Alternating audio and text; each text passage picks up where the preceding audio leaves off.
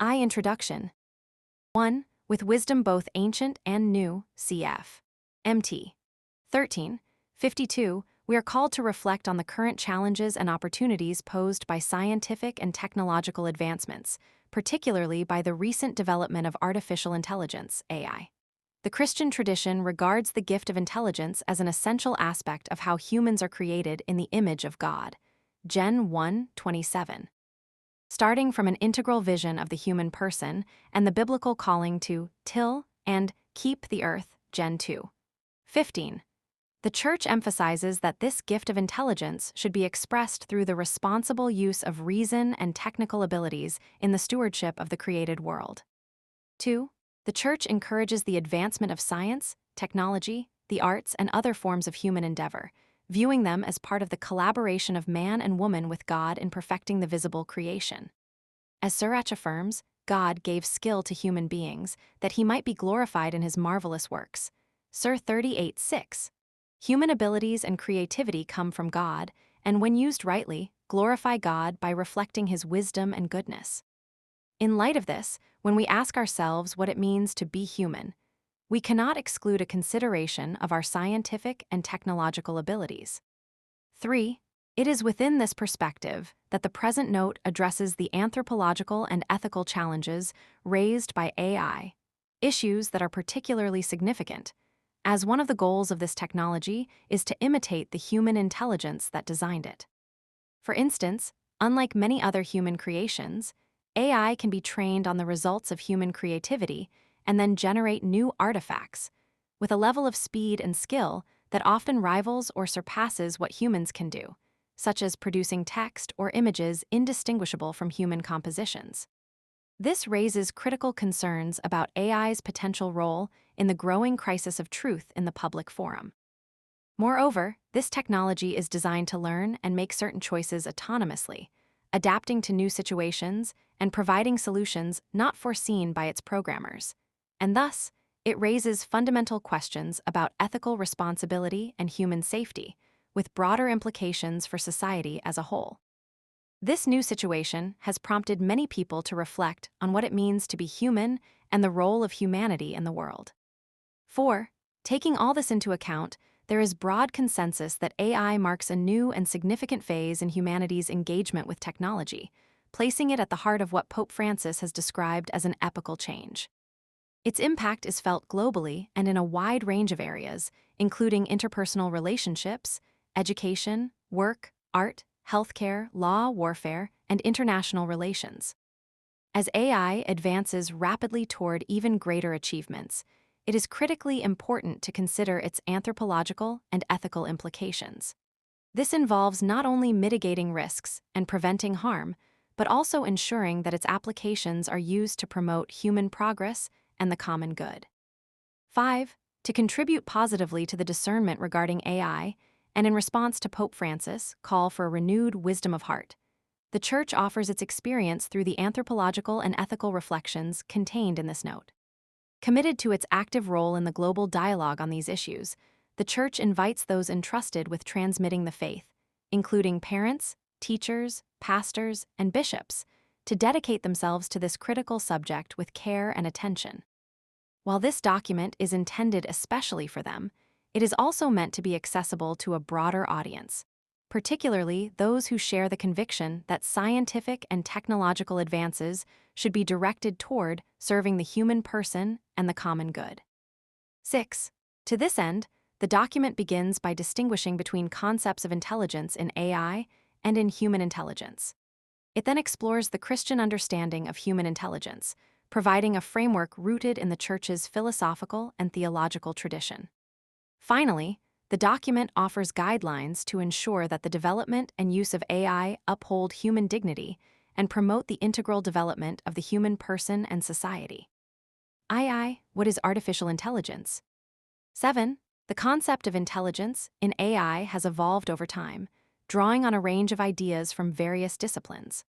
While its origins extend back centuries, a significant milestone occurred in 1956 when the American computer scientist John McCarthy organized a summer workshop at Dartmouth University to explore the problem of artificial intelligence, which he defined as that of making a machine behave in ways that would be called intelligent if a human were so behaving. This workshop launched a research program focused on designing machines capable of performing tasks typically associated with the human intellect and intelligent behavior. 8. Since then, AI research has advanced rapidly, leading to the development of complex systems capable of performing highly sophisticated tasks. These so-called narrow AI systems are typically designed to handle specific and limited functions, such as translating languages, predicting the trajectory of a storm, classifying images, answering questions, or generating visual content at the user's request. While the definition of intelligence in AI research varies, most contemporary AI systems, particularly those using machine learning, rely on statistical inference rather than logical deduction. By analyzing large datasets to identify patterns, AI can predict outcomes and propose new approaches, mimicking some cognitive processes typical of human problem-solving. Such achievements have been made possible through advances in computing technology, including neural networks, unsupervised machine learning, and evolutionary algorithms, as well as hardware innovations, such as specialized processors. Together, these technologies enable AI systems to respond to various forms of human input, adapt to new situations, and even suggest novel solutions not anticipated by their original programmers. 9. Due to these rapid advancements, many tasks once managed exclusively by humans are now entrusted to AI. These systems can augment or even supersede what humans are able to do in many fields, particularly in specialized areas such as data analysis, image recognition, and medical diagnosis. While each narrow AI application is designed for a specific task, many researchers aspire to develop what is known as artificial general intelligence, AGI, a single system capable of operating across all cognitive domains and performing any task within the scope of human intelligence. Some even argue that AGI could one day achieve the state of superintelligence, surpassing human intellectual capacities or contribute to superlongevity through advances in biotechnology. Others, however, fear that these possibilities, even if hypothetical, could one day eclipse the human person, while still others welcome this potential transformation. 10. Underlying this and many other perspectives on the subject is the implicit assumption that the term intelligence can be used in the same way to refer to both human intelligence and AI. Yet, this does not capture the full scope of the concept. In the case of humans, intelligence is a faculty that pertains to the person in his or her entirety, whereas in the context of AI, intelligence is understood functionally, often with the presumption that the activities characteristic of the human mind can be broken down into digitized steps that machines can replicate. 11. This functional perspective is exemplified by the Turing test, which considers a machine intelligent if a person cannot distinguish its behavior from that of a human. However, in this context, the term behavior refers only to the performance of specific intellectual tasks. It does not account for the full breadth of human experience, which includes abstraction, emotions, creativity, and the aesthetic, moral, and religious sensibilities. Nor does it encompass the full range of expressions characteristic of the human mind. Instead, in the case of AI, the intelligence of a system is evaluated methodologically, but also reductively, based on its ability to produce appropriate responses. In this case, those associated with the human intellect, regardless of how those responses are generated. 12. AI's advanced features give it sophisticated abilities to perform tasks, but not the ability to think. This distinction is crucially important, as the way intelligence is defined inevitably shapes how we understand the relationship between human thought and this technology.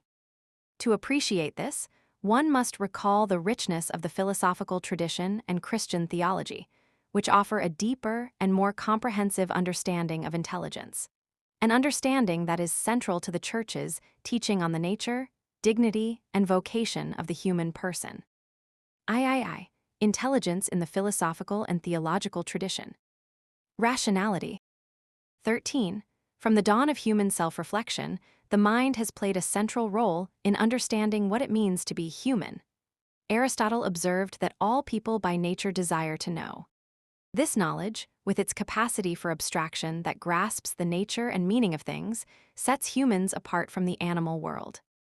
As philosophers, theologians, and psychologists have examined the exact nature of this intellectual faculty, they have also explored how humans understand the world and their unique place within it. Through this exploration, the Christian tradition has come to understand the human person as a being consisting of both body and soul, deeply connected to this world, and yet transcending it. 14. In the classical tradition, the concept of intelligence is often understood through the complementary concepts of reason, ratio, and intellect, intellectus. These are not separate faculties, but, as St. Thomas Aquinas explains, they are two modes in which the same intelligence operates. The term intellect is inferred from the inward grasp of the truth, while the name reason is taken from the inquisitive and discursive process.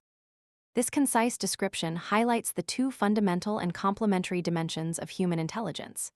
Intellectus refers to the intuitive grasp of the truth, that is, apprehending it with the eyes of the mind, which precedes and grounds argumentation itself.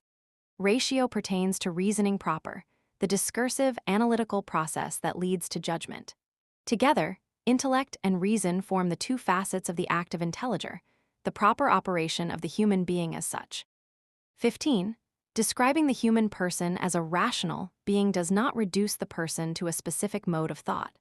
Rather, it recognizes that the ability for intellectual understanding shapes and permeates all aspects of human activity. Whether exercised well or poorly, this capacity is an intrinsic aspect of human nature. In this sense, the term rational encompasses all the capacities of the human person, including those related to knowing and understanding, as well as those of willing, loving, choosing, and desiring. It also includes all corporeal functions closely related to these abilities. This comprehensive perspective underscores how, in the human person, created in the image of God, reason is integrated in a way that elevates, shapes, and transforms both the person's will and actions. Embodiment. 16. Christian thought considers the intellectual faculties of the human person within the framework of an integral anthropology that views the human being as essentially embodied. In the human person, spirit and matter are not two natures united, but rather their union forms a single nature. In other words, the soul is not merely the immaterial part of the person contained within the body, nor is the body an outer shell housing an intangible core. Rather, the entire human person is simultaneously both material and spiritual. This understanding reflects the teaching of sacred scripture, which views the human person as a being who lives out relationships with God and others, and thus, an authentically spiritual dimension, within and through this embodied existence. The profound meaning of this condition is further illuminated by the mystery of the Incarnation, through which God Himself took on our flesh and raised it up to a sublime dignity. 17. Although deeply rooted in bodily existence, the human person transcends the material world through the soul, which is almost on the horizon of eternity and time. The intellect's capacity for transcendence and the self-possessed freedom of the will belong to the soul, by which the human person shares in the light of the divine mind. Nevertheless, the human spirit does not exercise its normal mode of knowledge without the body. In this way, the intellectual faculties of the human person are an integral part of an anthropology that recognizes that the human person is a unity of body and soul. Further aspects of this understanding will be developed in what follows. Relationality. 18. Human beings are ordered by their very nature to interpersonal communion, possessing the capacity to know one another, to give themselves in love, and to enter into communion with others. Accordingly, human intelligence is not an isolated faculty, but is exercised in relationships, finding its fullest expression in dialogue, collaboration, and solidarity. We learn with others, and we learn through others. 19. The relational orientation of the human person is ultimately grounded in the eternal self-giving of the triune God, whose love is revealed in creation and redemption. The human person is called to share, by knowledge and love, in God's own life. 20. This vocation to communion with God is necessarily tied to the call to communion with others. Love of God cannot be separated from love for one's neighbor cf. 1 JN 4:20 MT 22:37-39. By the grace of sharing God's life, Christians are also called to imitate Christ's outpouring gift, cf. 2 Cor 9 8-11, f. 5, 1-2 by following his command to love one another as I have loved you, JN. 13:34. Love and service, echoing the divine life of self-giving, transcend self-interest to respond more fully to the human vocation, cf. 1 JN. 2, 9. Even more sublime than knowing many things is the commitment to care for one another, for if I understand all mysteries and all knowledge, but do not have love, I am nothing. 1 Cor 13:2. Relationship with the truth. 21. Human intelligence is ultimately God's gift fashioned for the assimilation of truth. In the dual sense of intellectus ratio, it enables the person to explore realities that surpass mere sensory experience or utility, since the desire for truth is part of human nature itself. It is an innate property of human reason to ask why things are as they are. Moving beyond the limits of empirical data, human intelligence can with genuine certitude attain to reality itself as knowable. While reality remains only partially known, the desire for truth spurs reason always to go further. Indeed, it is as if reason were overwhelmed to see that it can always go beyond what it has already achieved. Although truth in itself transcends the boundaries of human intelligence, it irresistibly attracts it. Drawn by this attraction, the human person is led to seek truths of a higher order. 22. This innate drive toward the pursuit of truth is especially evident in the distinctly human capacities for semantic understanding and creativity, through which this search unfolds in a manner that is appropriate to the social nature and dignity of the human person. Likewise, a steadfast orientation to the truth is essential for charity to be both authentic and universal. 23. The search for truth finds its highest expression in openness to realities that transcend the physical and created world. In God, all truths attain their ultimate and original meaning. Entrusting oneself to God is a fundamental decision that engages the whole person. In this way, the human person becomes fully what he or she is called to be. The intellect and the will display their spiritual nature, enabling the person to act in a way that realizes personal freedom to the full. Stewardship of the world. 24. The Christian faith understands creation as the free act of the triune God, who, as Saint Bonaventure of Bagnorgio explains, creates not to increase his glory, but to show it forth and to communicate it. Since God creates according to his wisdom, cf. Wise 9-9 Jur. 10-12, creation is imbued with an intrinsic order that reflects God's plan, cf. Gen 1 Dan. 2 21-22 is 45-18 ps.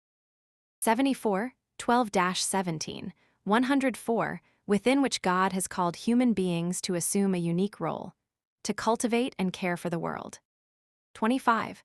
Shaped by the divine craftsman, humans live out their identity as beings made in Imago Dei by keeping and tilling, cf. Gen 2:15 creation, using their intelligence and skills to care for and develop creation in accord with God's plan. In this, human intelligence reflects the divine intelligence that created all things, cf. Gen 1-2, JN. 1 continuously sustains them and guides them to their ultimate purpose in him.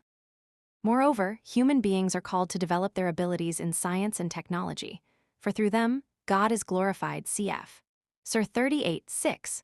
Thus, in a proper relationship with creation, humans, on the one hand, use their intelligence and skill to cooperate with God in guiding creation toward the purpose to which he has called it. On the other hand, creation itself, as Saint Bonaventure observes, helps the human mind to ascend gradually to the supreme principle, who is God.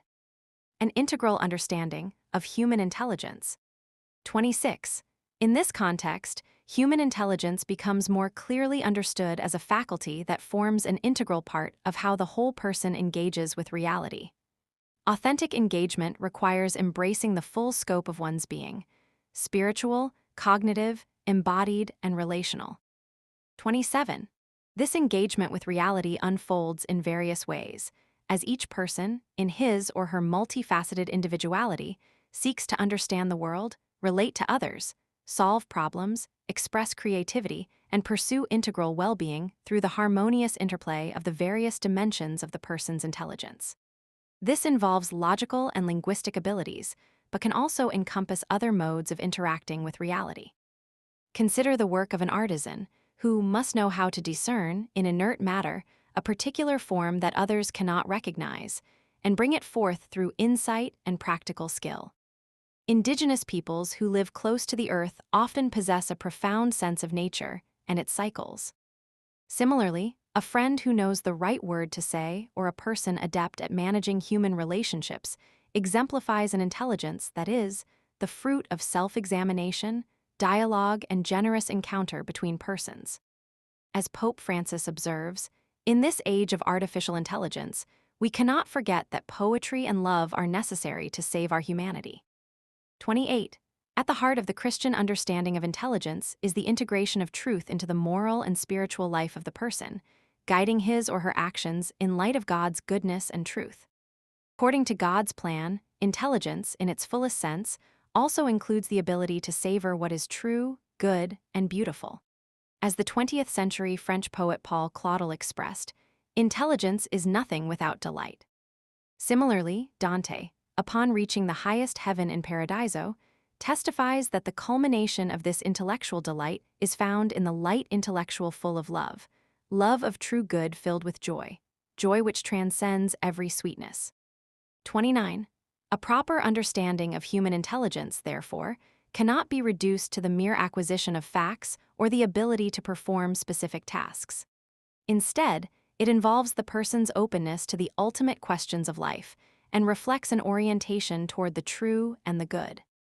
As an expression of the divine image within the person, human intelligence has the ability to access the totality of being, contemplating existence in its fullness, which goes beyond what is measurable and grasping the meaning of what has been understood.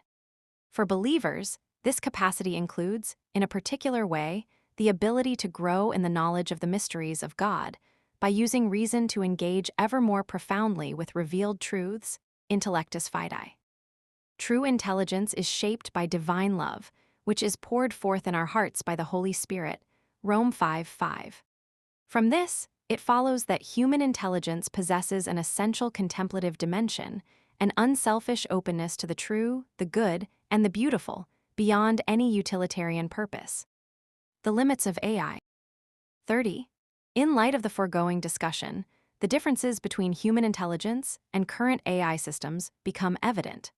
While AI is an extraordinary technological achievement capable of imitating certain outputs associated with human intelligence, it operates by performing tasks, achieving goals, or making decisions based on quantitative data and computational logic. For example, with its analytical power, AI excels at integrating data from a variety of fields, modeling complex systems, and fostering interdisciplinary connections.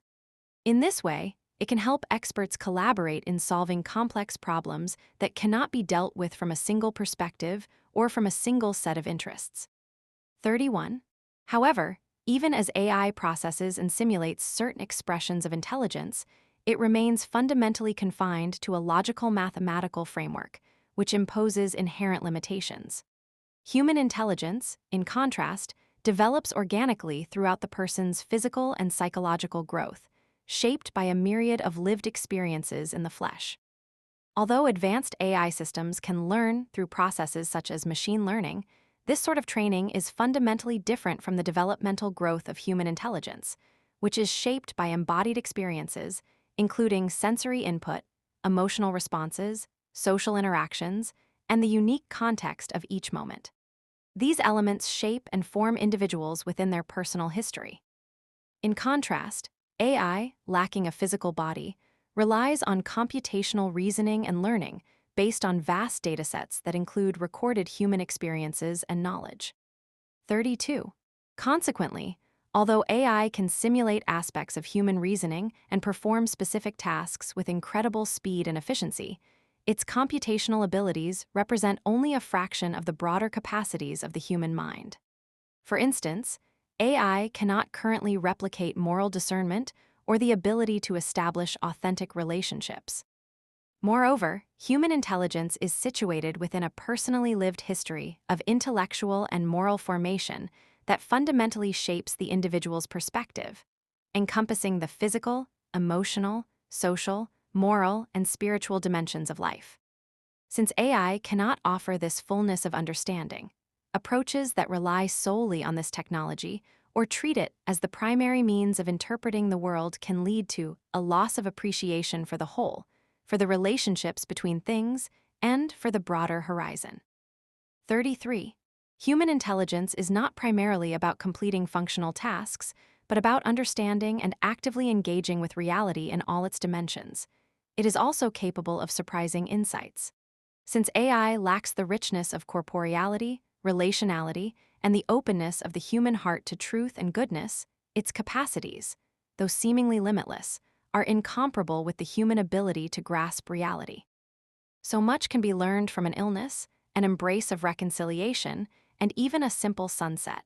Indeed, many experiences we have as humans open new horizons and offer the possibility of attaining new wisdom. No device, working solely with data, can measure up to these and countless other experiences present in our lives. 34. Drawing an overly close equivalence between human intelligence and AI risks succumbing to a functionalist perspective, where people are valued based on the work they can perform.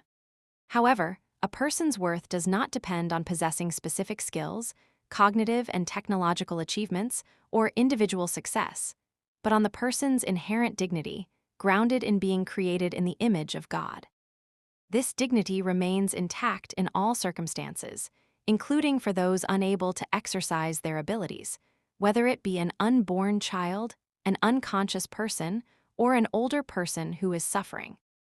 It also underpins the tradition of human rights, and, in particular, what are now called neurorights, which represent an important point of convergence in the search for common ground, and can, thus, serve as a fundamental ethical guide in discussions on the responsible development and use of AI.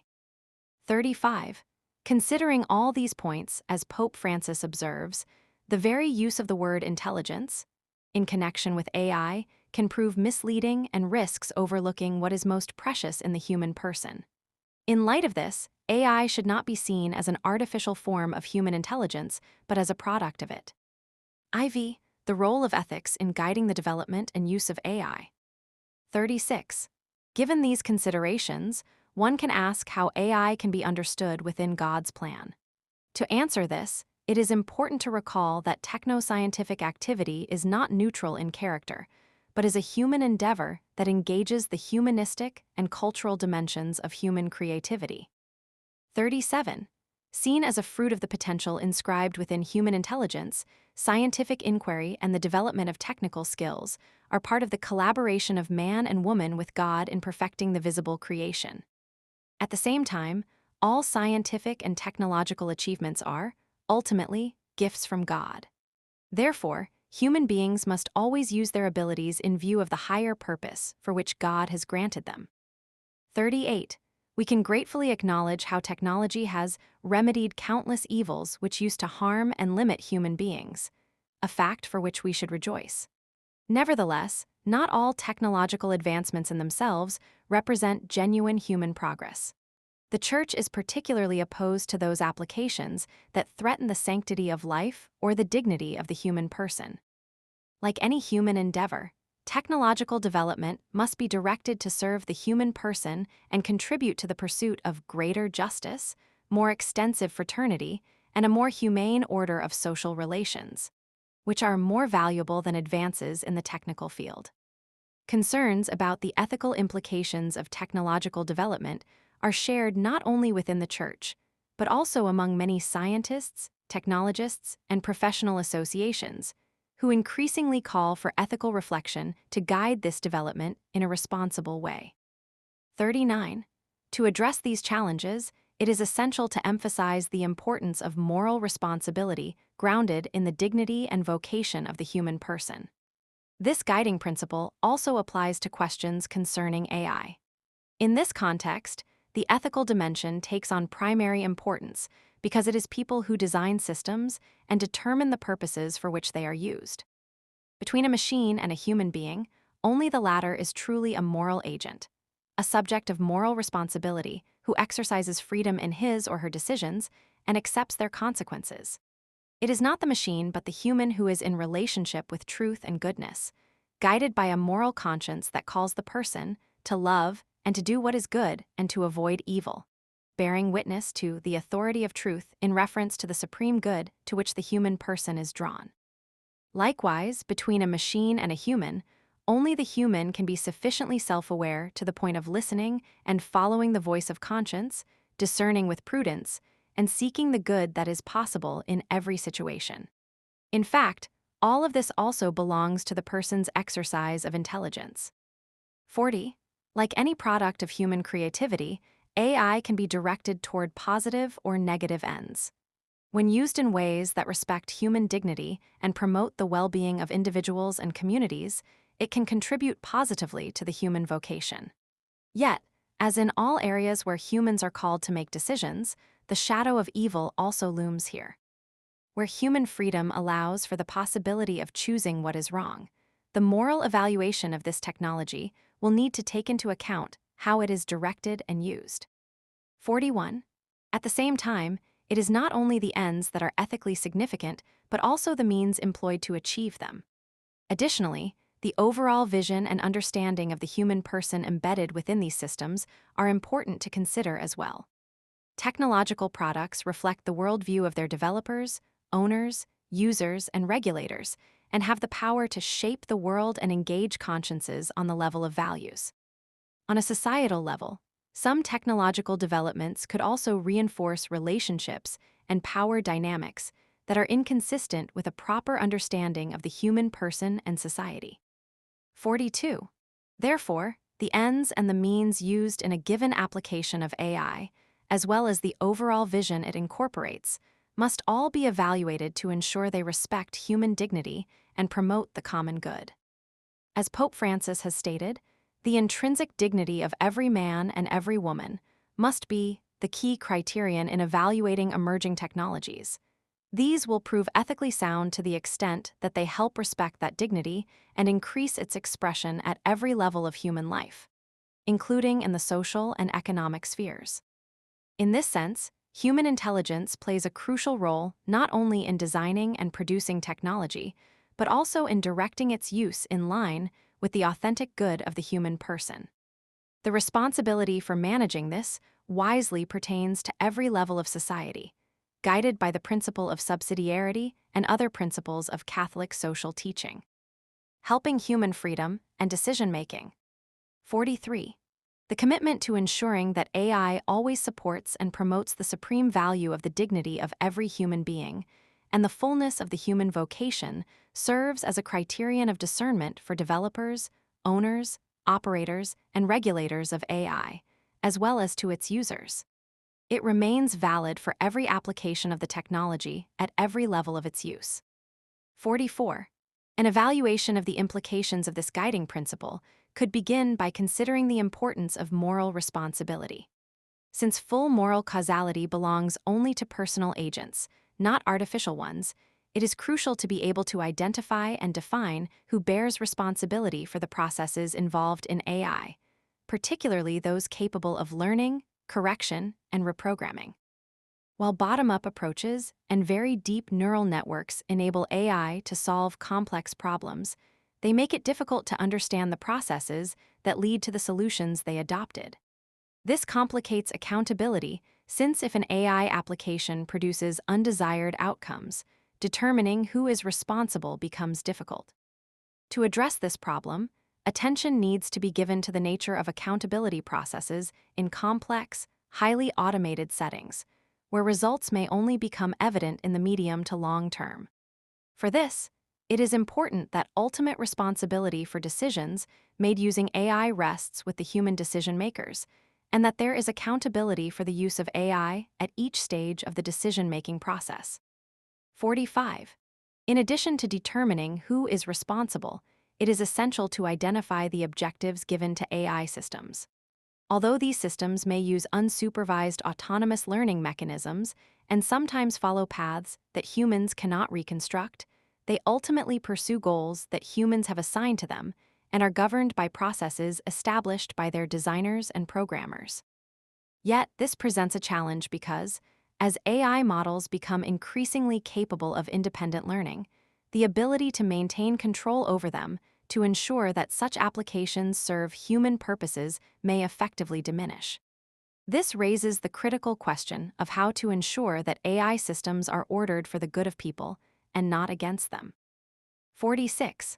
While responsibility for the ethical use of AI systems starts with those who develop, produce, manage, and oversee such systems, it is also shared by those who use them. As Pope Francis noted, the machine makes a technical choice among several possibilities based either on well-defined criteria or on statistical inferences. Human beings, however, not only choose, but in their hearts are capable of deciding. Those who use AI to accomplish a task and follow its results create a context in which they are ultimately responsible for the power they have delegated. Therefore, insofar as AI can assist humans in making decisions, the algorithms that govern it should be trustworthy, secure, robust enough to handle inconsistencies, and transparent in their operation to mitigate biases and unintended side effects. Regulatory frameworks should ensure that all legal entities remain accountable for the use of AI and all its consequences, with appropriate safeguards for transparency, privacy, and accountability. Moreover, those using AI should be careful not to become overly dependent on it for their decision-making, a trend that increases contemporary society's already high reliance on technology. 47. The Church's moral and social teaching provides resources to help ensure that AI is used in a way that preserves human agency. Considerations about justice, for example, should also address issues such as fostering just social dynamics, upholding international security, and promoting peace. By exercising prudence, individuals and communities can discern ways to use AI to benefit humanity while avoiding applications that could degrade human dignity or harm the environment.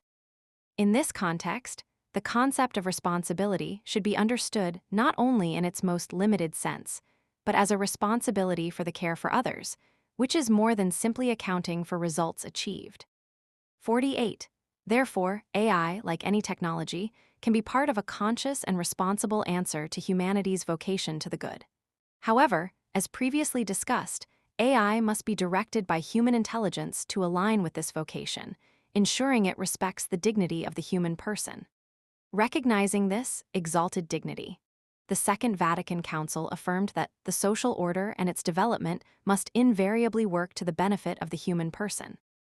In light of this, the use of AI, as Pope Francis said, must be accompanied by an ethic inspired by a vision of the common good, an ethic of freedom, responsibility, and fraternity, capable of fostering the full development of people in relation to others and to the whole of creation.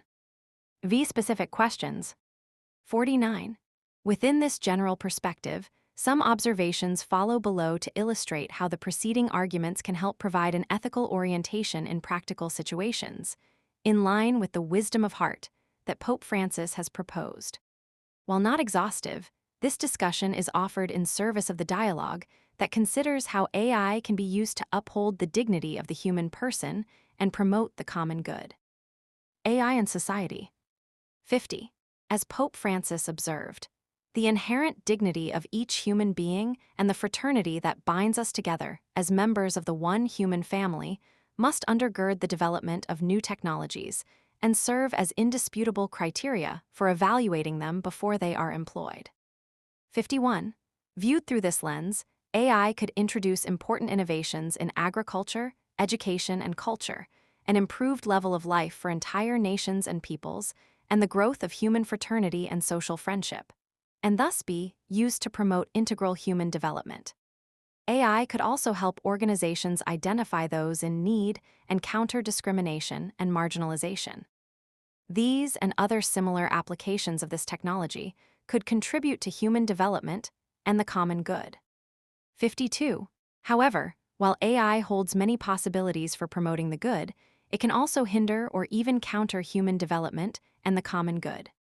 Pope Francis has noted that evidence to date suggests that digital technologies have increased inequality in our world.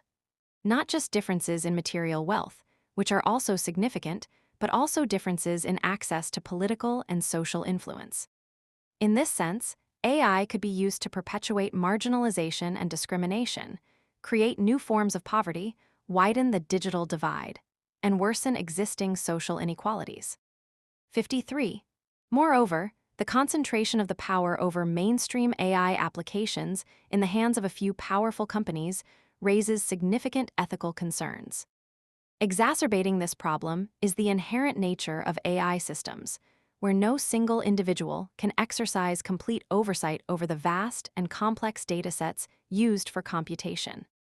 This lack of well-defined accountability creates the risk that AI could be manipulated for personal or corporate gain, or to direct public opinion for the benefit of a specific industry.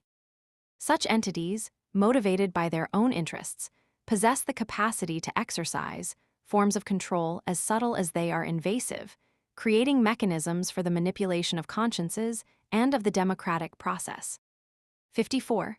Furthermore, there is the risk of AI being used to promote what Pope Francis has called the technocratic paradigm, which perceives all the world's problems as solvable through technological means alone. In this paradigm, human dignity and fraternity are often set aside in the name of efficiency, as if reality, goodness, and truth automatically flow from technological and economic power as such. Yet, human dignity and the common good must never be violated for the sake of efficiency, for technological developments that do not lead to an improvement in the quality of life of all humanity, but on the contrary, aggravate inequalities and conflicts, can never count as true progress. Instead, AI should be put at the service of another type of progress, one which is healthier, more human, more social, more integral. 55.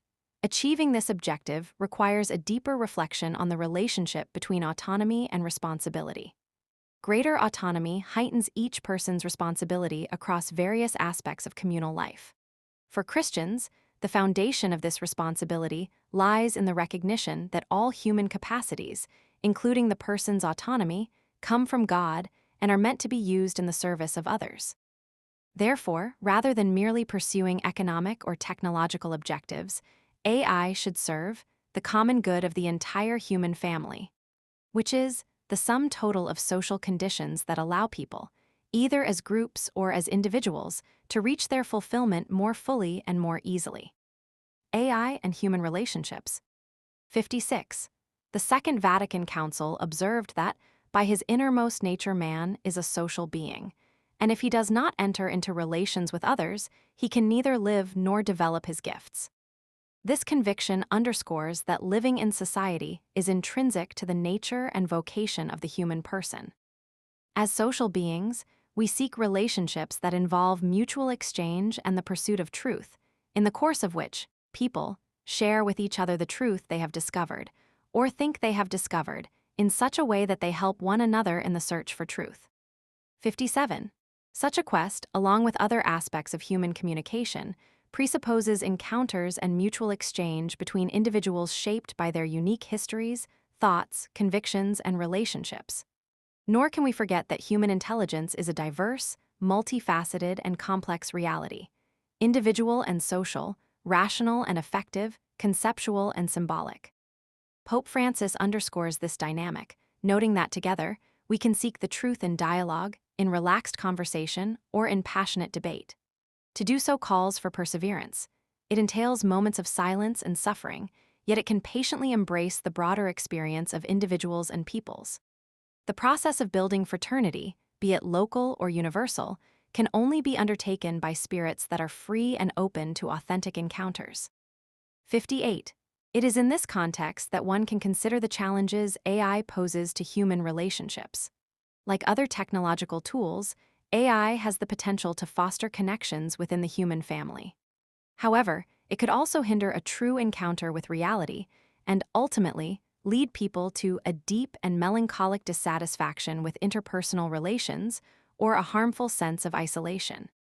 Authentic human relationships require the richness of being with others in their pain, their pleas, and their joy. Since human intelligence is expressed and enriched also in interpersonal and embodied ways, authentic and spontaneous encounters with others are indispensable for engaging with reality in its fullness. 59. Because true wisdom demands an encounter with reality, the rise of AI introduces another challenge. Since AI can effectively imitate the products of human intelligence, the ability to know when one is interacting with a human or a machine can no longer be taken for granted. Generative AI can produce text, speech, images, and other advanced outputs that are usually associated with human beings. Yet, it must be understood for what it is: a tool, not a person. This distinction is often obscured by the language used by practitioners, which tends to anthropomorphize AI and thus blurs the line between human and machine. 60. Anthropomorphizing AI also poses specific challenges for the development of children, potentially encouraging them to develop patterns of interaction that treat human relationships in a transactional manner, as one would relate to a chatbot. Such habits could lead young people to see teachers as mere dispensers of information. Genuine relationships, rooted in empathy and a steadfast commitment to the good of the other, are essential and irreplaceable in fostering the full development of the human person. 61. In this context, it is important to clarify that, despite the use of anthropomorphic language, no AI application can genuinely experience empathy. Emotions cannot be reduced to facial expressions or phrases generated in response to prompts. They reflect the way a person, as a whole, relates to the world and to his or her own life, with the body playing a central role. True empathy requires the ability to listen, recognize another's irreducible uniqueness, welcome their otherness, and grasp the meaning behind even their silences. Unlike the realm of analytical judgment, in which AI excels, true empathy belongs to the relational sphere. It involves intuiting and apprehending the lived experiences of another while maintaining the distinction between self and other. While AI can simulate empathetic responses, it cannot replicate the eminently personal and relational nature of authentic empathy. 62. In light of the above, it is clear why misrepresenting AI as a person should always be avoided. Doing so for fraudulent purposes is a grave ethical violation that could erode social trust. Similarly, using AI to deceive in other contexts, such as in education or in human relationships, including the sphere of sexuality, is also to be considered immoral and requires careful oversight to prevent harm, maintain transparency, and ensure the dignity of all people. 63. In an increasingly isolated world, some people have turned to AI in search of deep human relationships, simple companionship, or even emotional bonds. However, while human beings are meant to experience authentic relationships, AI can only simulate them. Nevertheless, such relationships with others are an integral part of how a person grows to become who he or she is meant to be. If AI is used to help people foster genuine connections between people, it can contribute positively to the full realization of the person. Conversely, if we replace relationships with God and with others with interactions with technology, we risk replacing authentic relationality with a lifeless image. Cf. PS 106, 20, Rome 122-23. Instead of retreating into artificial worlds, we are called to engage in a committed and intentional way with reality, especially by identifying with the poor and suffering, consoling those in sorrow, and forging bonds of communion with all. AI, the economy, and labor. 64. Due to its interdisciplinary nature, AI is being increasingly integrated into economic and financial systems. Significant investments are currently being made not only in the technology sector, but also in energy, finance, and media, particularly in the areas of marketing and sales, logistics, technological innovation, compliance, and risk management. At the same time, AI's applications in these areas have also highlighted its ambivalent nature, as a source of tremendous opportunities, but also profound risks. A first real critical point in this area concerns the possibility that, due to the concentration of AI applications in the hands of a few corporations, only those large companies would benefit from the value created by AI rather than the businesses that use it. 65.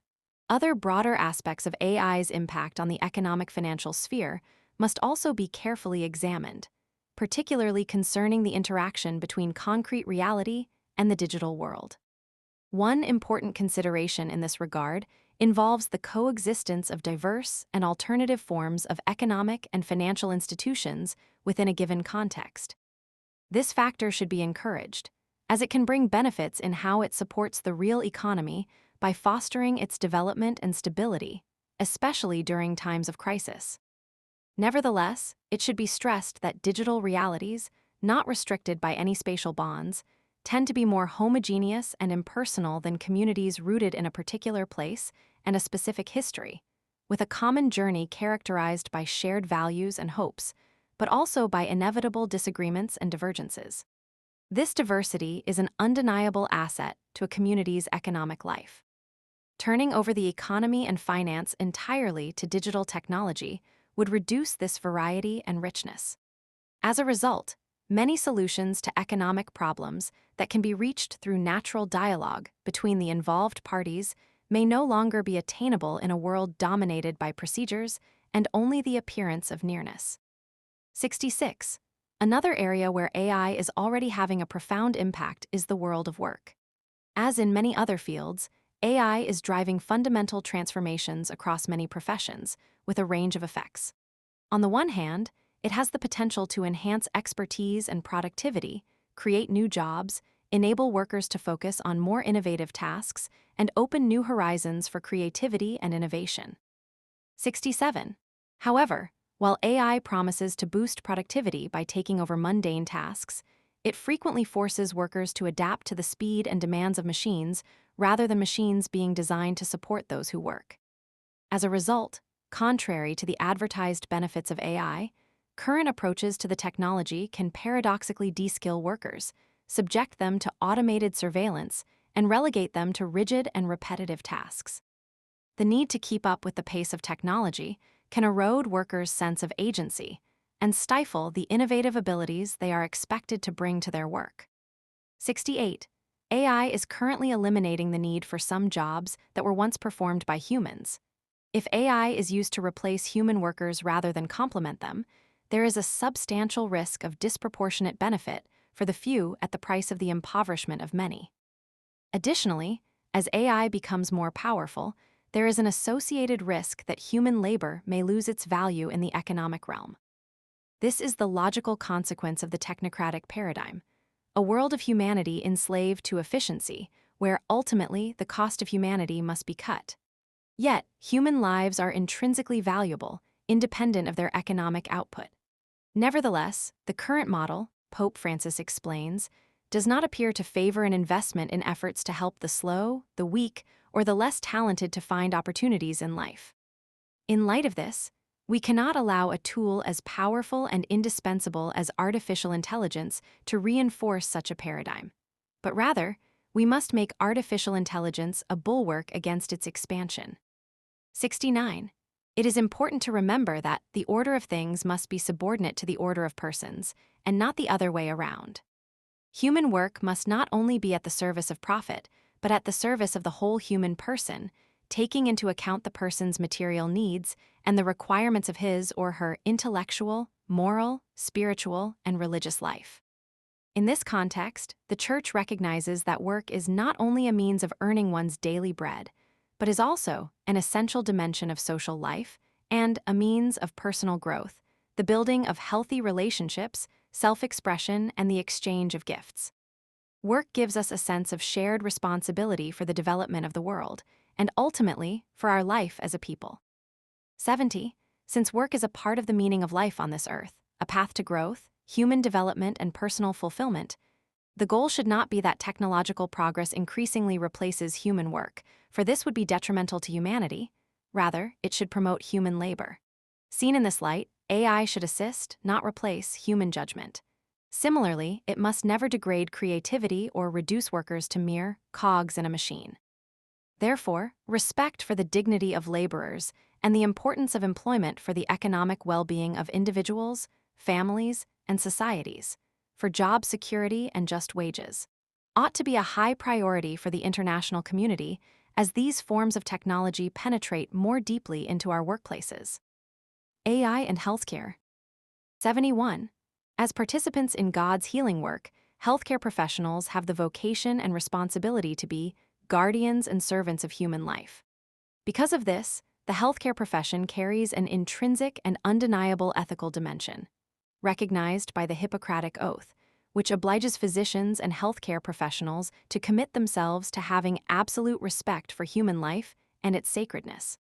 Following the example of the Good Samaritan, This commitment is to be carried out by men and women who reject the creation of a society of exclusion and act instead as neighbors, lifting up and rehabilitating the fallen for the sake of the common good.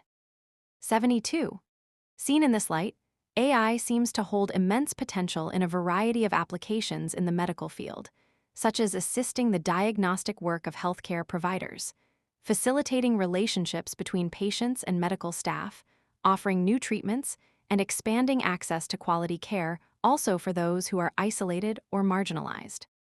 In these ways, the technology could enhance the compassionate and loving closeness that healthcare providers are called to extend to the sick and suffering.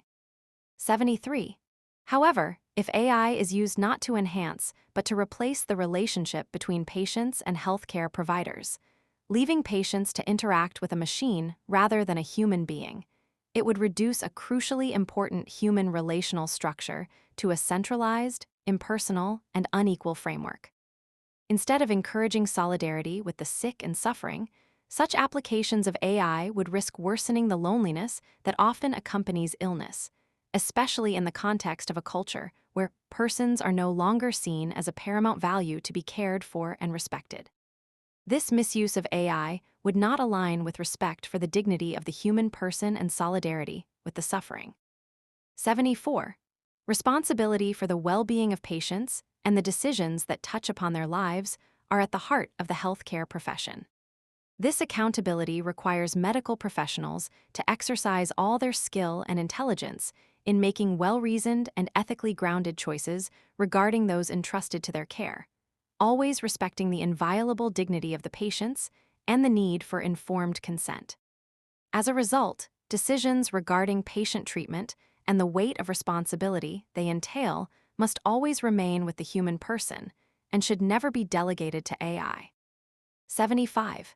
In addition, using AI to determine who should receive treatment based predominantly on economic measures or metrics of efficiency represents a particularly problematic instance of the technocratic paradigm that must be rejected.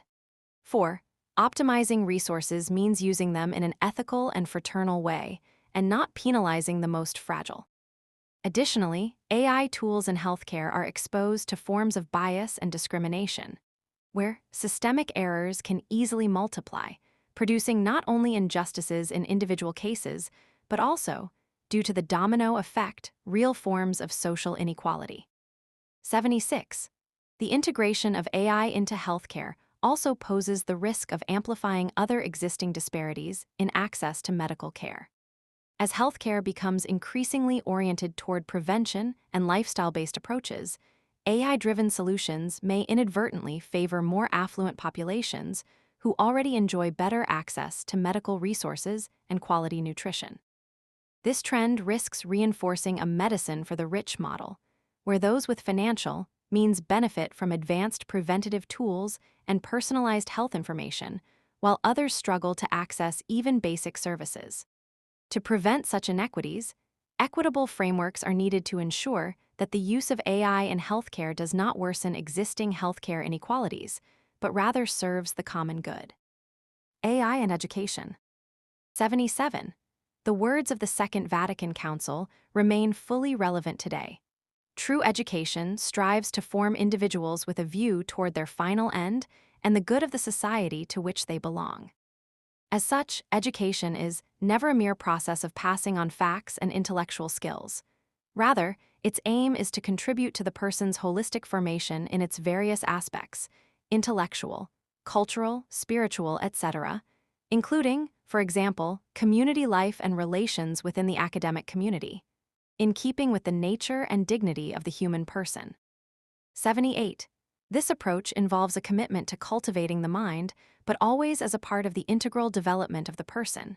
We must break that idea of education, which holds that educating means filling one's head with ideas. That is the way we educate automatons, cerebral minds, not people. Educating is taking a risk in the tension between the mind, the heart, and the hands. 79.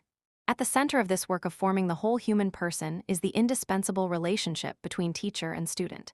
Teachers do more than convey knowledge. They model essential human qualities and inspire the joy of discovery. Their presence motivates students both through the content they teach and the care they demonstrate for their students. This bond fosters trust, mutual understanding, and the capacity to address each person's unique dignity and potential. On the part of the student, this can generate a genuine desire to grow. The physical presence of a teacher creates a relational dynamic that AI cannot replicate, one that deepens engagement and nurtures the student's integral development. 80. In this context, AI presents both opportunities and challenges. If used in a prudent manner, within the context of an existing teacher-student relationship and ordered to the authentic goals of education, AI can become a valuable educational resource by enhancing access to education, offering tailored support, and providing immediate feedback to students.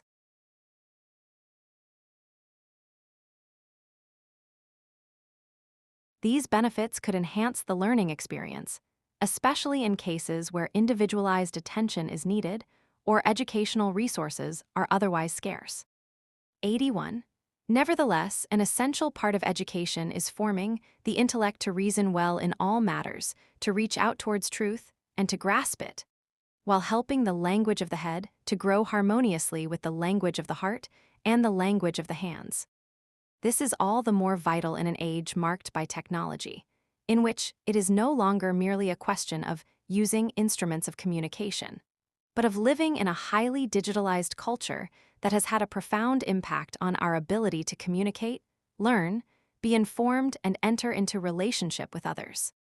However, instead of fostering a cultivated intellect, which brings with it a power and a grace to every work and occupation that it undertakes, the extensive use of AI in education could lead to the students' increased reliance on technology, eroding their ability to perform some skills independently and worsening their dependence on screens. 82.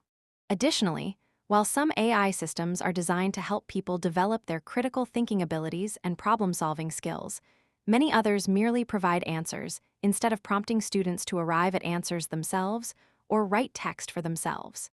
Instead of training young people how to amass information and generate quick responses, education should encourage the responsible use of freedom to face issues with good sense and intelligence.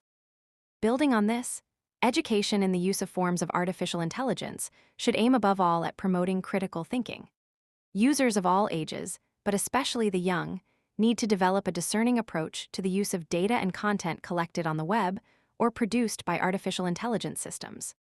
Schools, universities, and scientific societies are challenged to help students and professionals to grasp the social and ethical aspects of the development and uses of technology. 83. As St. John Paul II recalled, in the world today, characterized by such rapid developments in science and technology, the tasks of a Catholic university assume an ever greater importance and urgency. In a particular way, Catholic universities are urged to be present as great laboratories of hope at this crossroads of history. In an interdisciplinary and cross-disciplinary key, they are urged to engage, with wisdom and creativity, in careful research on this phenomenon, helping to draw out the salutary potential within the various fields of science and reality, and guiding them always towards ethically sound applications that clearly serve the cohesion of our societies and the common good, reaching new frontiers in the dialogue between faith and reason. 84. Moreover, it should be noted that current AI programs have been known to provide biased or fabricated information, which can lead students to trust inaccurate content. This problem not only runs the risk of legitimizing fake news and strengthening a dominant culture's advantage, but in short, it also undermines the educational process itself. With time, clearer distinctions may emerge between proper and improper uses of AI in education and research. Yet, a decisive guideline is that the use of AI should always be transparent and never misrepresented. AI, misinformation, deepfakes, and abuse. 85.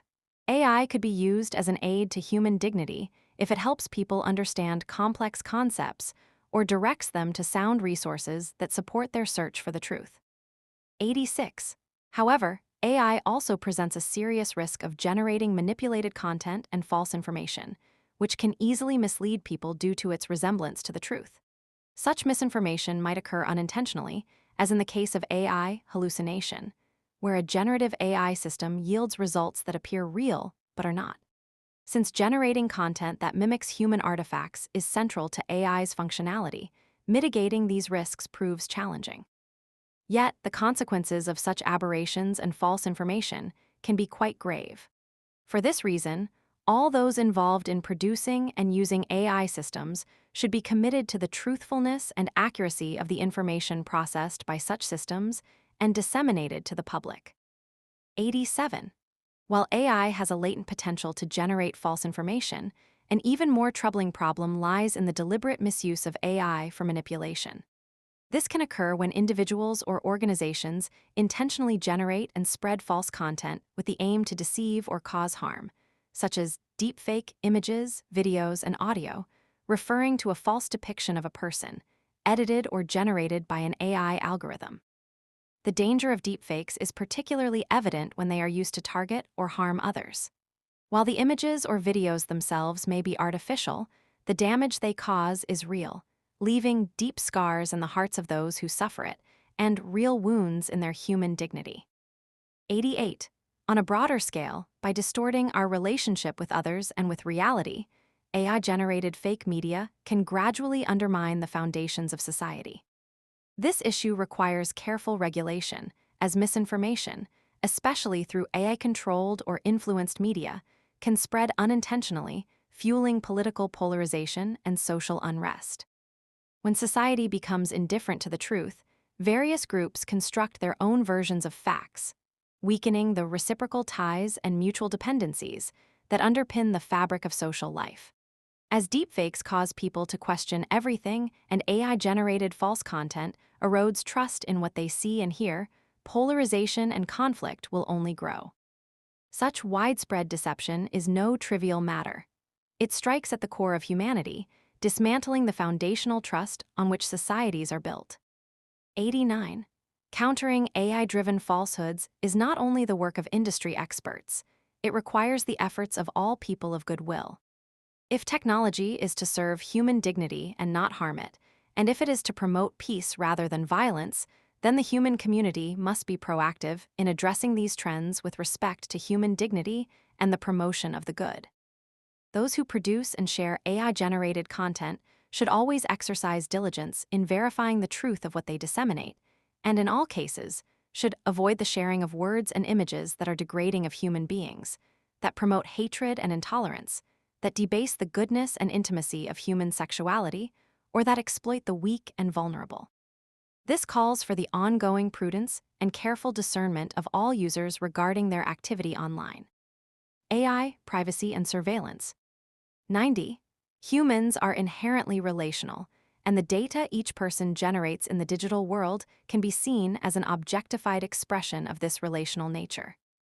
Data conveys not only information, but also personal and relational knowledge, which, in an increasingly digitized context, can amount to power over the individual.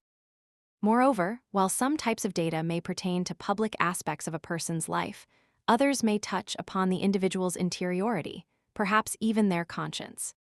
Seen in this way, privacy plays an essential role in protecting the boundaries of a person's inner life, preserving their freedom to relate to others, express themselves, and make decisions without undue control. This protection is also tied to the defense of religious freedom, as surveillance can also be misused to exert control over the lives of believers and how they express their faith. 91. It is appropriate, therefore, to address the issue of privacy from a concern for the legitimate freedom and inalienable dignity of the human person in all circumstances. The Second Vatican Council included the right to safeguard privacy among the fundamental rights necessary for living a genuinely human life, a right that should be extended to all people on account of their sublime dignity. Furthermore, the Church has also affirmed the right to the legitimate respect for a private life, in the context of affirming the person's right to a good reputation, defense of their physical and mental integrity, and freedom from harm or undue intrusion, essential components of the due respect for the intrinsic dignity of the human person. 92. Advances in AI-powered data processing and analysis now make it possible to infer patterns in a person's behavior and thinking from even a small amount of information, making the role of data privacy even more imperative as a safeguard for the dignity and relational nature of the human person. As Pope Francis observed, while closed and intolerant attitudes towards others are on the rise, distances are otherwise shrinking or disappearing to the point that the right to privacy scarcely exists. Everything has become a kind of spectacle to be examined and inspected, and people's lives are now under constant surveillance. 93.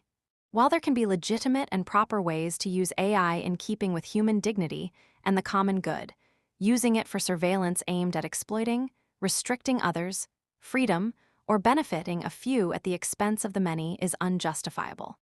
The risk of surveillance overreach must be monitored by appropriate regulators to ensure transparency and public accountability. Those responsible for surveillance should never exceed their authority, which must always favor the dignity and freedom of every person as the essential basis of a just and humane society. 94. Furthermore, fundamental respect for human dignity demands that we refuse to allow the uniqueness of the person to be identified with a set of data. This especially applies when AI is used to evaluate individuals or groups based on their behavior, characteristics, or history, a practice known as social scoring. In social and economic decision-making, we should be cautious about delegating judgments to algorithms that process data, often collected surreptitiously, on an individual's makeup and prior behavior. Such data can be contaminated by societal prejudices and preconceptions. A person's past behavior should not be used to deny him or her the opportunity to change, grow, and contribute to society. We cannot allow algorithms to limit or condition respect for human dignity, or to exclude compassion, mercy, forgiveness, and above all, the hope that people are able to change. AI and the protection of our common home. 95. AI has many promising applications for improving our relationship with our common home, such as creating models to forecast extreme climate events, proposing engineering solutions to reduce their impact, managing relief operations, and predicting population shifts. Additionally, AI can support sustainable agriculture, optimize energy usage, and provide early warning systems for public health emergencies. These advancements have the potential to strengthen resilience against climate-related challenges and promote more sustainable development. 96. At the same time, current AI models and the hardware required to support them consume vast amounts of energy and water, significantly contributing to CO2 emissions and straining resources. This reality is often obscured by the way this technology is presented in the popular imagination, where words such as the cloud can give the impression that data is stored and processed in an intangible realm, detached from the physical world. However, the cloud is not an ethereal domain separate from the physical world.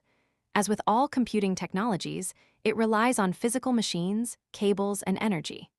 The same is true of the technology behind AI. As these systems grow in complexity, especially large language models, LLMs, they require ever larger datasets, increased computational power, and greater storage infrastructure.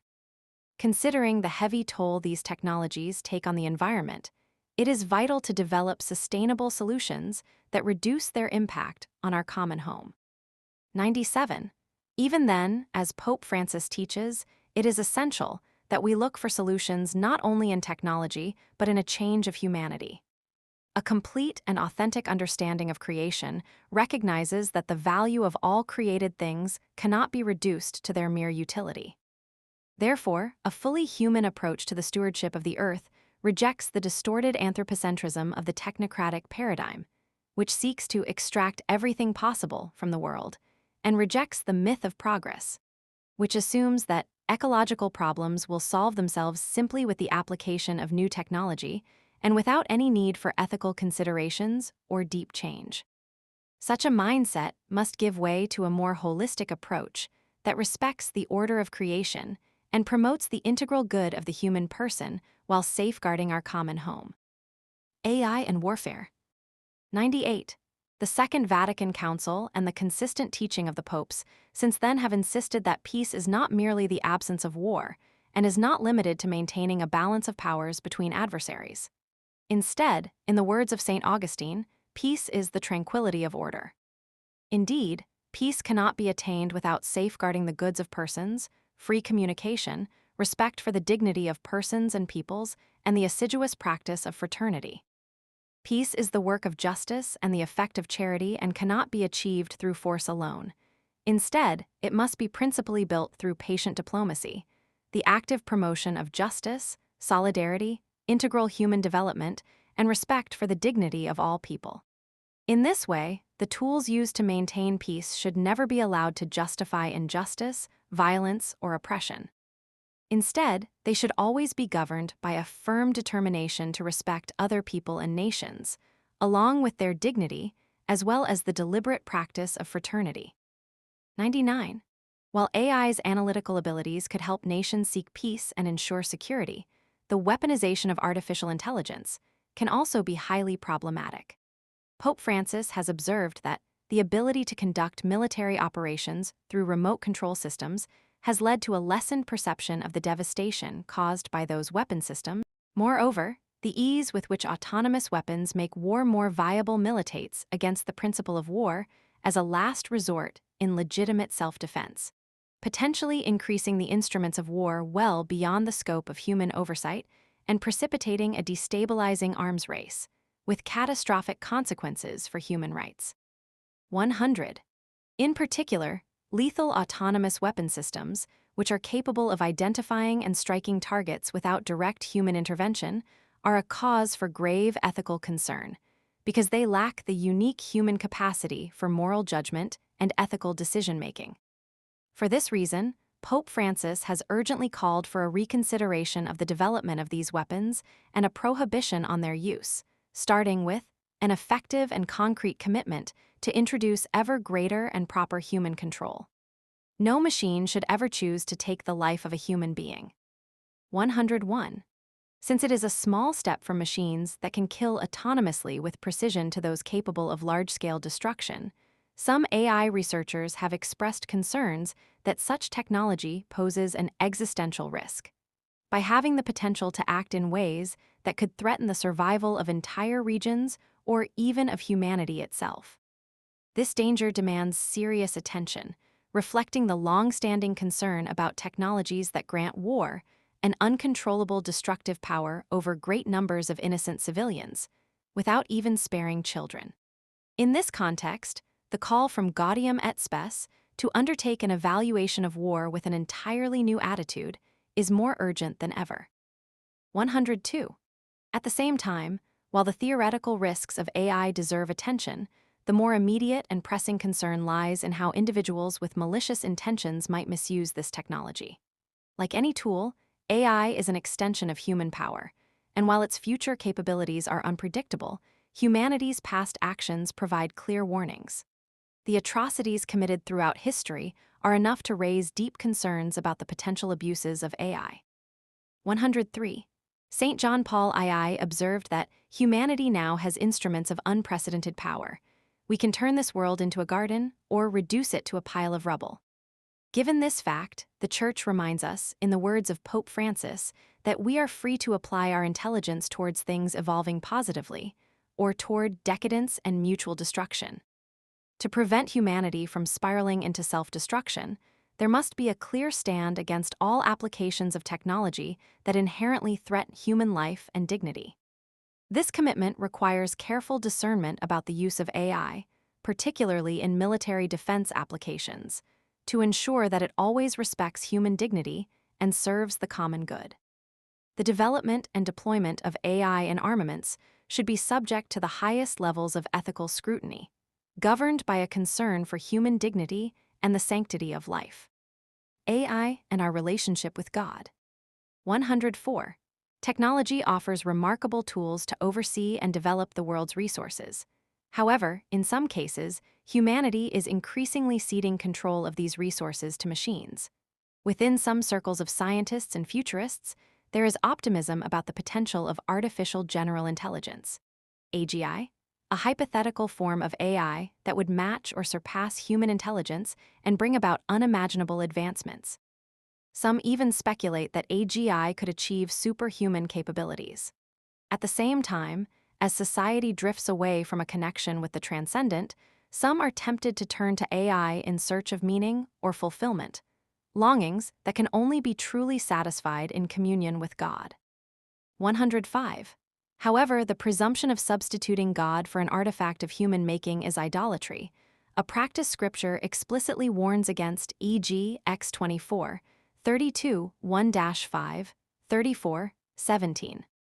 Moreover, AI may prove even more seductive than traditional idols, for unlike idols that have mouths but do not speak, eyes but do not see, ears but do not hear, PS 115 5-6, AI can speak, or at least gives the illusion of doing so, cf. 13-15. Yet it is vital to remember that AI is but a pale reflection of humanity.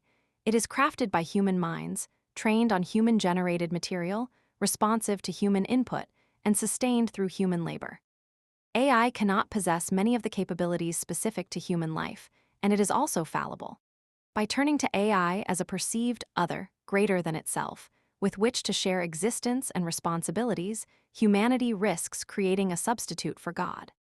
However, it is not AI that is ultimately deified and worshipped, but humanity itself, which, in this way, becomes enslaved to its own work. 106. While AI has the potential to serve humanity and contribute to the common good, it remains a creation of human hands, bearing the imprint of human art and ingenuity. Acts 17:29. It must never be ascribed undue worth. As the Book of Wisdom affirms, "For a man made them, and one whose spirit is borrowed formed them, for no man can form a god which is like himself. He is mortal, and what he makes with lawless hands is dead, for he is better than the objects he worships since he has life, but they never have wise." 15, 16-17. 107. In contrast, human beings, by their interior life, transcend the entire material universe. They experience this deep interiority when they enter into their own heart, where God, who probes the heart, awaits them, and where they decide their own destiny in the sight of God. It is within the heart, as Pope Francis reminds us, that each individual discovers the mysterious connection between self-knowledge and openness to others, between the encounter with one's personal uniqueness and the willingness to give oneself to others. Therefore, it is the heart alone that is capable of setting our other powers and passions, and our entire person, in a stance of reverence and loving obedience before the Lord, who offers to treat each one of us as a thou, always and forever. VI Concluding Reflections. 108. Considering the various challenges posed by advances in technology, Pope Francis emphasized the need for growth in human responsibility, values, and conscience, proportionate to the growth in the potential that this technology brings, recognizing that, with an increase in human power, comes a broadening of responsibility on the part of individuals and communities. 109. At the same time, the essential and fundamental question remains whether in the context of this progress man is becoming truly better, that is to say, more mature spiritually, more aware of the dignity of his humanity, more responsible, more open to others, especially the neediest and the weakest, and readier to give and to aid all. 110.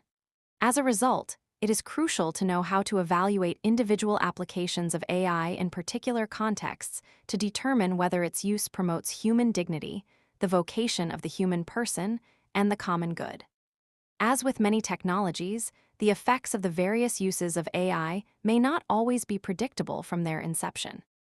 As these applications and their social impacts become clearer, appropriate responses should be made at all levels of society, following the principle of subsidiarity. Individual users, families, civil society, corporations, institutions, governments, and international organizations should work at their proper levels to ensure that AI is used for the good of all. 111. A significant challenge and opportunity for the common good today lies in considering AI within a framework of relational intelligence, which emphasizes the interconnectedness of individuals and communities and highlights our shared responsibility for fostering the integral well-being of others. The 20th century philosopher Nicholas Berdyaev observed that people often blame machines for personal and social problems. However, this only humiliates man and does not correspond to his dignity, for it is unworthy to transfer responsibility from man to a machine. Only the human person can be morally responsible, and the challenges of a technological society are ultimately spiritual in nature. Therefore, facing those challenges demands an intensification of spirituality. 112. A further point to consider is the call, prompted by the appearance of AI on the world stage, for a renewed appreciation of all that is human. Years ago, the French Catholic author Georges Bernanos warned that the danger is not in the multiplication of machines, but in the ever-increasing number of men accustomed from their childhood to desire only what machines can give. This challenge is as true today as it was then, as the rapid pace of digitization risks a digital reductionism, where non-quantifiable aspects of life are set aside and then forgotten or even deemed irrelevant because they cannot be computed in formal terms. AI should be used only as a tool to complement human intelligence rather than replace its richness.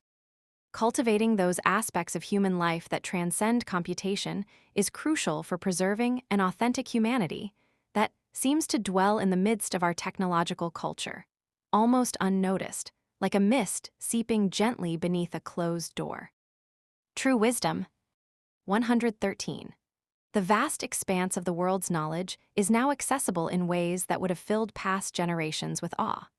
However, to ensure that advancements in knowledge do not become humanly or spiritually barren, one must go beyond the mere accumulation of data and strive to achieve true wisdom. 114. This wisdom is the gift that humanity needs most to address the profound questions and ethical challenges posed by AI. Only by adopting a spiritual way of viewing reality, only by recovering a wisdom of the heart, can we confront and interpret the newness of our time. Such wisdom of the heart is the virtue that enables us to integrate the whole and its parts, our decisions and their consequences. It cannot be sought from machines, but it lets itself be found by those who seek it and be seen by those who love it. It anticipates those who desire it, and it goes in search of those who are worthy of it, cf. Wise 6, 12-16. 115. In a world marked by AI, we need the grace of the Holy Spirit, who enables us to look at things with God's eyes, to see connections, situations, events, and to uncover their real meaning. 116. Since a person's perfection is measured not by the information or knowledge they possess, but by the depth of their charity, how we incorporate AI to include the least of our brothers and sisters, the vulnerable, and those most in need, will be the true measure of our humanity.